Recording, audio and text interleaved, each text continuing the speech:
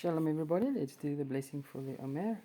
Baruch atah Yahuwah Eloheinu melech haolam, asher kitshani b'mitzvotav v'tzivanu al safirat haomer, hayom yom eshrin v'shtayim. Blessed are you, O Lord, King of the universe, who's commanded us to count the Omer on this day, day 22. Shalom, beloveds of the King. Praise Abba Father, should we say, Shavua Tov, as we have entered into a new day for a new week. And Shavua Tov, may we all have a blessed week in this week that lays ahead of us. And we praise Abba Father for a wonderful Shabbat that we have had and for such depth of revelation that He's giving in so many ways, and He's so faithful. So we are tonight going to look at Yirmiyahu chapter 24, a short chapter, but yet at the end of the day, even though it is a short chapter, there is much depth in it. And so we thank Abba Yahuwah for what He's wanting to reveal to us in this time. And so in Matthew chapter 24 from verses 1 it says, Yahuwah showed me, and look, there were 2 baskets of figs set before the hekel of Yahuwah. So the hekel of Yahuwah is the temple. So there's 2 baskets of fruit that are 2 baskets of figs that has been set before the hekel, set before the temple. After Nebuchadrezzar, sovereign of Babel, had exiled Yekoniah, son of Jehoiakim, sovereign of Yehudah, and the heads of Yehudah, with the craftsmen and smiths from Jerusalem, and brought them to Babel. 1 basket had very good figs, like the figs that are first ripe, and the other basket had very spoiled figs, which could not be eaten. They were so spoiled. And Yahuwah said to me, What do you see, Yirmiyahu? And I said, Figs, the good figs very good, and the spoiled very spoiled, which could not be eaten. They are so spoiled. So before we go into this explanation over here, Father is asking him that he's seeing figs. Now think about it. At the time of the fruit harvest, we are to bring in our harvest into the temple. And that's why the basket of fruits was sitting outside the temple. Now there are 2 baskets of fruit. One is the first fruits. One is saying it is that they are first ripe. So it's the first fruits. What is the Father always requiring from us? He's requiring first fruit harvest. But the other basket is just normal figs that have actually spoiled. So at the end of the day, this story is very much just like it was in the beginning in Genesis chapter 4, when we look at Cain and Abel says that he was a keeper of the sheep, but Cain became a tiller of the ground. And it came to be in the course of time, I'm reading from Genesis chapter 4, from verse 3, and it came to be in the course of time that Cain brought an offering of the fruit of the ground to Yahuwah, and Abel also brought of the firstborn of his flock to their and of their fat. And Yahuwah looked at Abel and his offspring, but he did not look at Cain and his offering, but Cain was very wroth, and his face fell. So here we're seeing, again, we are seeing what the Father is trying to show us between a people that are going to be His first fruits offering, a people that are obedient to do what He says that they are to do, and then you get a people that is like a Cain kind of people, that they know what's right to do, yet they don't do it. Because why would they bring a basket of figs that are already rotten? They are already ripe. They are spoiled. The Father wants first fruits. You see, Cain brought an offering. So there are those bringing offerings to the Father. That is the offerings of their flesh. That's not the first fruits offering that he's wanting. So they do their religious acts. They're the ones that will, carry on in their religious ways, and they think that they're pleasing the Father because of their religious acts. I just bring an offering. But you see, those that are the first fruits offering, those that are bringing their first fruits offering, they are those that are being obedient to the Father in following his ways, in following his commands, his precepts, his ordinances. They are the ones that follow his word. They are those that will be the first fruits unto the Father. And so we need to understand what is the Father having to show us in wanting to be able to look at this, because at the end of the day, we must understand that this has everything to do with these figs. And what is he saying? So the prophet is shown the two baskets. So we see one basket is representing a people that is a flesh kind of people. They are in the flesh.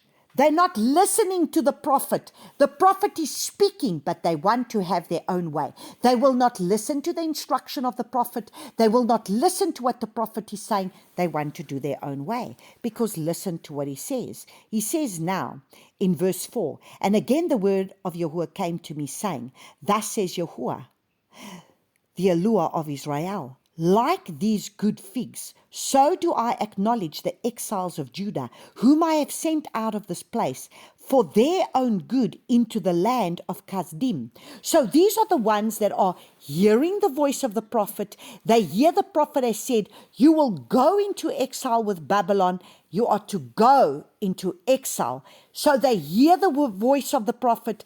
They're hearing what the Father is speaking. It's not just because it's the voice of the prophet. The prophet is speaking by the mouth of the Father. The Father is telling them, thus says Yahuwah, this is what I'm saying. You are to go into exile. So they're hearing the voice of the Father and they are doing what he tells them to do. But then there are another bunch of people that are being rebellious. So you see, this again represents two kinds of people. It represents two trees. It represents the tree of knowledge of good and evil in the garden. It represents the tree of life in the garden. So we're either going to eat from the tree of life, which is being obedient to what the Father's telling you to do, which is what you are going to offer him, your first fruits offering. You are going to bear fruit, because what is this symbolizing? You see, the fruit harvest is when he says he wants a fruit harvest. Now, we are those that are supposed to bear fruit. So he does many things in our lives. He brings about many things in our lives so that we may be able to bear fruit, because he says he prunes the vine. He wants to prune the vine to bear more fruit. We read this today in John chapter 15. He says, I am the vine and you are the branches, and my Father is the gardener. And he's going to prune those branches so that they can bear more fruit. But if we rebel, then what happens? So, what tree are we eating from? Are we eating from the tree of life, or are we operating in the flesh, demanding our way? So you see, the exiles represent the faithful remnant. They are those that are going to go into exile. They're being obedient. They're hearing what the Father's saying, and they're going to follow, go into exile. This is the remnant. Then the ones who obey, they are the ones who obey the instructions. They're going to go into exile, and he shall set his eyes on us because we are about his business. We have to leave to go into exile, and it is his will. So you see, we must understand, as he is speaking here, as Jeremiah is speaking, so we must understand what is coming in the days ahead. So let us continue to read. So he says, thus says Yahuwah, from verse 5, thus says Yahuwah, the allure of Israel, like these good figs, so do I acknowledge the exiles of Yehudah, whom I have sent out of this place for their own good into the land of Kasdim. So understand, for their own good, he's sending them into exile. So there is a time coming now that what does the Father say in Revelation chapter 18 that we've already read when he says, come out of Babylon, come out from among her. You are going to need to come out from that place where the cities are, where the things are, where the mixed seed is, be it your religion, be it whatever it is that's symbolizing this Babylon. He's telling us, come out of Babylon. And that means we are going to go into an exile. We are going to go into a wilderness. We are going to go into a wilderness experience, because understand that we must understand what is going to happen to Babylon. And yeah, we read in Revelation chapter 18 verses 4, it says, and I heard another voice from heaven saying, come out of her, my people, lest you share in her sins and lest you receive her plagues. Because her sins have piled up to reach the heavens, and the Lord has remembered her unrighteousnesses. So understand, this is the unrighteousness of those that are sitting in Babylon. Now listen to what he says in verse 6. And I shall set my eyes on them for good, and shall bring them back to this land, and I shall build them and not pull them down, and shall plant them and not pluck them up. So you see, what is he saying? If you are obedient to do what I tell you to do, that is the basket of the first fruits, the basket of the figs, of those obedient to the word of the Father, obedient to follow his ways, obedient to be able to, even though it's going to cost you something in your flesh. Imagine he has to say to you, leave your job, leave your house, pack your things, you're going out of the city, you will go to the place that I show you, and you have to leave. You have to come out of Babylon. You have to come out of this Babylonian system, because it's going down. And he's going to tell you that you need to go into exile. And you need to be willing, you need to be obedient, and you need to hear what he tells you to do. Because, yeah, he's busy telling them, you cannot stay in Jerusalem. I'm going to judge this place. This place is going down, and you need to go into exile. So you see, he's going to bring his people out, and he's bringing them into the wilderness. So he says, and I shall give them a heart to know me, and that I am Yahuwah. So you see, why do we go into the wilderness? See, why do we have to go into the wilderness? So some of us have already started going into the wilderness, because let's go and read, before we go any further, let's first go read Deuteronomy chapter 30. So let's just go to Deuteronomy chapter 30. Because he's telling us that he's saying, and I shall set my eyes on them for good and bring them back into this land. So you see, if they go into exile and they do what he's telling them to do, and they're willing to be obedient, and they're willing to be able to offer him the right offerings of obedience, because he wants a people that shama, then they're going to go into exile.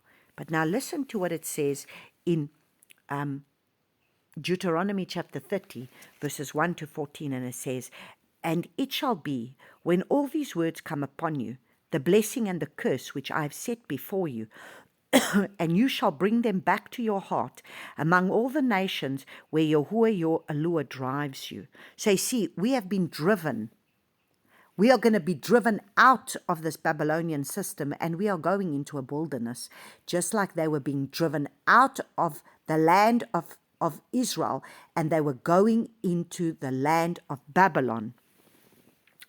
And shall turn back to Yahuwah your Elohim. So if they now, while they are in exile, you see, when you are in exile, you come into your senses. It's like Joseph's brothers. When they went into the prison, they were coming to their senses. They then started to repent. So when we are in exile, we bow our knee and we start to bring glory and honor to the Father.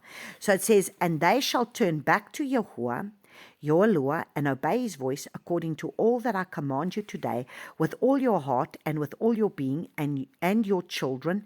Then Yahuwah your Elohim shall turn back your captivity, and shall have compassion on you. And he shall turn back and gather you from all the peoples where Yahuwah your Elohim has scattered you.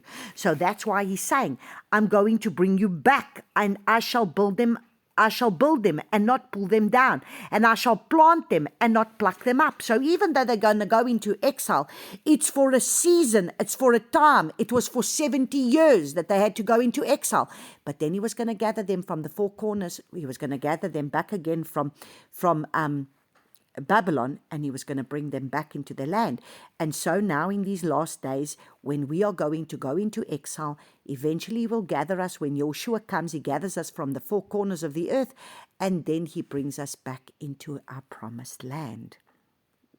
And he says, and if any of you are driven out to the furthest parts under the heavens, from there Yahuwah your Lord does gather you, and from there he does take you. So you see, you are only going to be gathered and you're only going to be taken if you are those that have returned back to his ways. If you're bringing him your first fruits offering and being obedient in bringing that fig offering, that is going to be your first fruits offering. You're going to be an obedient servant like Abel, not disobedient like Cain.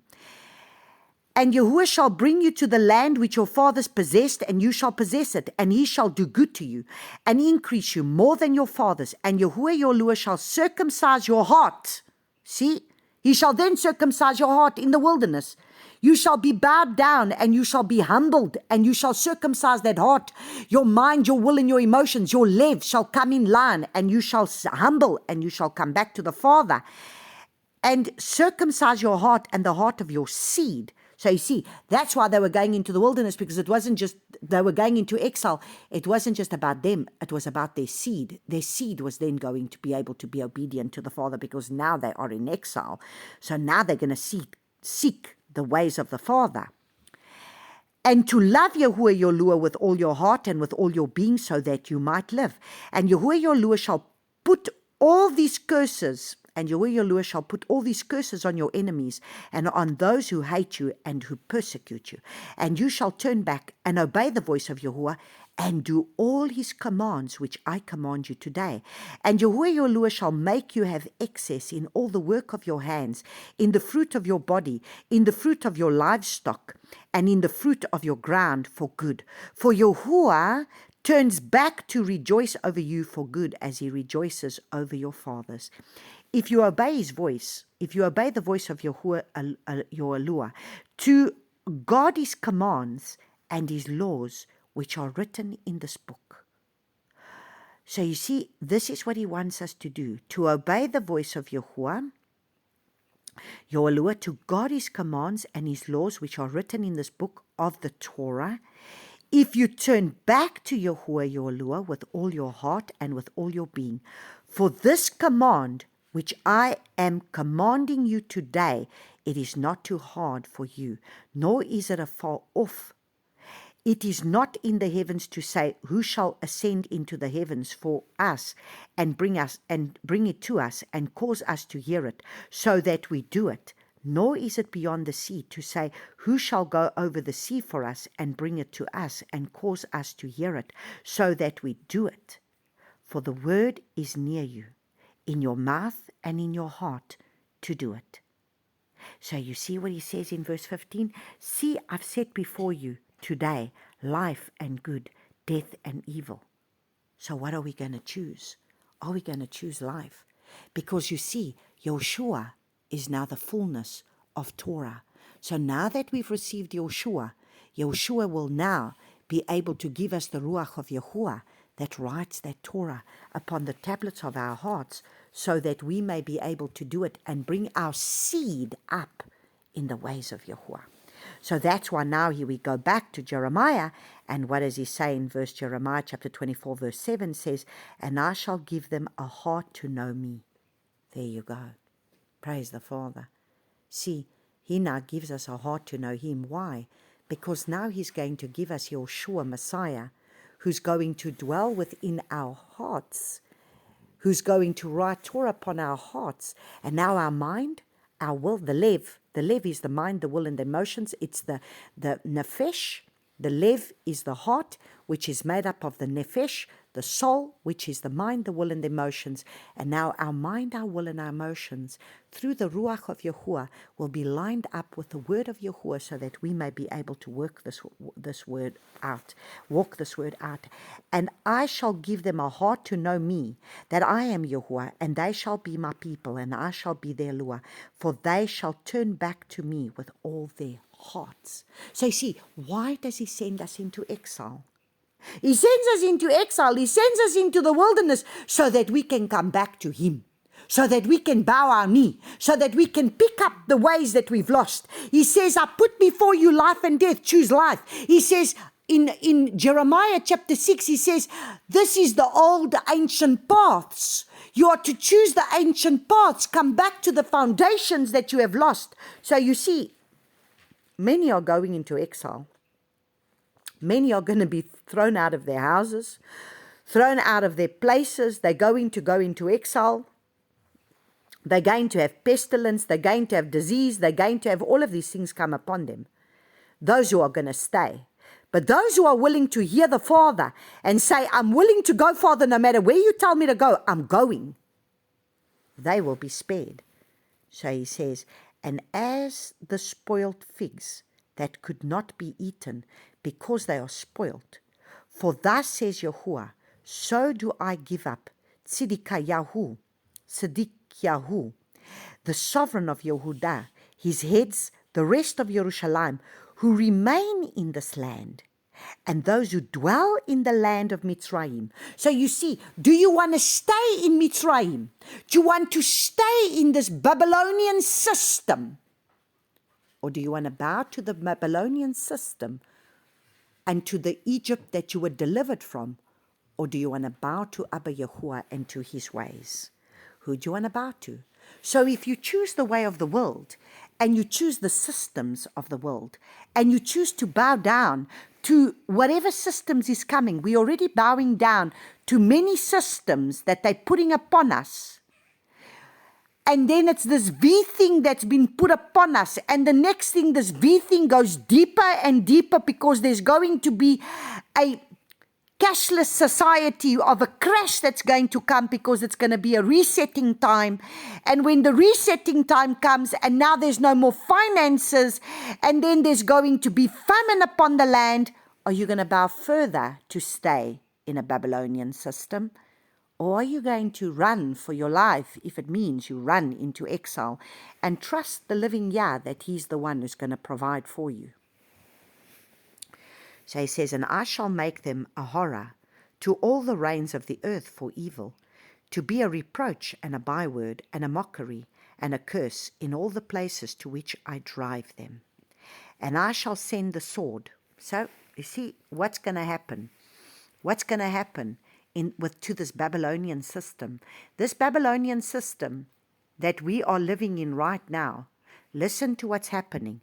And I shall send sword, scarcity of food, pestilence among them, and they are consumed from the land that I gave them and their fathers. So you see, for those who left, for those who packed their things and left, and went to Babylon, went into exile in Babylon, when they were in exile, they were going to come to a place of when they were going to, he's going to give them a new heart. So they're going to go into exile and he's going to give them a new heart and they're going to repent and they're going to find the Father in this place of exile. So you see, for many of us that have already come out of this Babylonian system because we are not wanting to bow down to the system, he's giving us a new heart.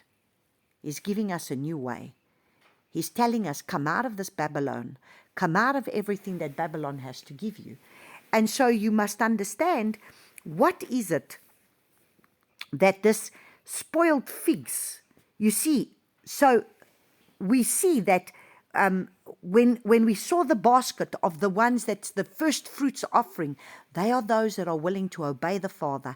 They are those that are willing to go into the exile and to be able to leave the system, leave the religious system, leave the physical system of Babylon that is going to give them nothing but heartache and pain. And they're willing to be able to come and follow the Father. He says, and then he will plant us again in our land, and we shall know him and know his ways and have a heart to please him. But the spoiled figs represent the spoiled people, those that are like spoiled brats. You know those children that just rebel. You tell them like this and then they throw their temper tantrums and say, no, I'm not going to do it your way. They are the disobedient to Abba, to his leading. And they are disobedient to his leading, and they are disobedient to his ways, and they are disobedient to his disciplines, because they rebel against him, because he's trying to prune them, because he wants them to bear fruit so that they can come to know him in a more deeper way. But they rebel against the pruning. They don't want to bear fruit. They rebel against the ways that the Father is trying to lead them into coming back to his way. And so therefore, they do not allow him to prune them. They do not bear fruit. They do not surrender to his will or to his way, and they will go into destruction, and they will be those that will fall by the sword. So we see that when he says in verse 10, and I shall send sword and scarcity of food and the pestilence among them, till they are consumed from the land that I gave to them and their fathers. So you see, there might be those in there that will be saved, but they are going to be saved through going through much destruction. Where the ones that have come out, they've come out of that place of when they heard his voice and they fled out of Babylon, he will once again plant them in their land. We will finish off with Proverbs 1, verses 23 to 33. Let's read, because it just sums up everything. So Proverbs 1 from verses 23 to 33, and it says, turn at my reproof. So you see, when he rebukes, when he corrects, when he chastises, when he prunes, so turn at my reproof. So he is chastising, he is reproving, he's pruning, he's bringing us to a place because he's wanting us to bear more fruit, because he wants a people that are not spoiled fruit, but first fruits that are going to be a remnant for him. He says, turn at my reproof. See, I pour out my spirit on you. I make my words known to you. So he wants to pour out his spirit on us, and he wants to make his words known to us. Because I called and you refused, I stretched out my hand and no one inclined. And you spurned all my counsel. This is exactly what is going on. Jeremiah is trying to reprove, is trying to rebuke and say, turn back to the Father. And he says, because I called and you refused, I stretched out my hand and no one inclined, and you spurned all my counsel and would not yield to my reproof. Let me also laugh at your calamity. Mock when your dread comes. When your dread comes like a storm, and your calamity comes like a whirlwind. See, the dread is coming, the calamity is coming, the storm is on its way, and it's going to be like a whirlwind. When distress and anguish come upon you, let them call on me, but I answer not. Remember what he said? Remember what he said to Jeremiah? I will not answer their prayers, because they serve another master. And he gave me that when he said the hourglass has run out, and the people now that have turned to be able to turn to the flesh and the arm of the flesh, and they've turned to this Babylonian system, they are now serving another master. And they're going to call to me, but I'm not going to answer. And he says, when distress and anguish come upon you, let them then call to me, but I answer not. Let them seek me, but not find me, because they hated knowledge and did not choose to fear Yahuwah. So you see, we are to choose the wisdom and the knowledge that the Father gives of the seven spirits of Yahuwah, to be able to turn back to him and to his ways, and to allow the pruning to crucify our flesh, so that we turn from our wicked ways. They did not accept my counsel. They despised all my reproof. Therefore, let them eat the fruit of their own way. So you see, what was the rotten fruit? The rotten fruit is the fruit of their own way, and be filled with their own counsels, because they counsel themselves with false prophets and false teachers. And this is the counsel that they receive, and the counsel of their own wicked thoughts and their own wicked ways. For the turning away of the simple kills them, and the complacency of fools destroy them. But whoever listens to me dwells safely. May this be an encouragement for us today. But whoever listens to me dwells safely. So he will take us to safety. Even if it means we're going into exile, he will protect us there. If he says, come out, and you don't even know where you're going, but he says, pack your bag, it's time to go. And you hit the road, and you're going to have to be led by his leading. You just go. So he says, but whoever listens to me dwells safely and is at ease from the dread of evil. So we can be at ease from the dread of evil. Praise Abba Yahuwah for his word. What a powerful word he has given us tonight in this chapter of Jeremiah. May Abba bless you all. May you have a blessed week. Shavua Tov to you all. Shalom, shalom.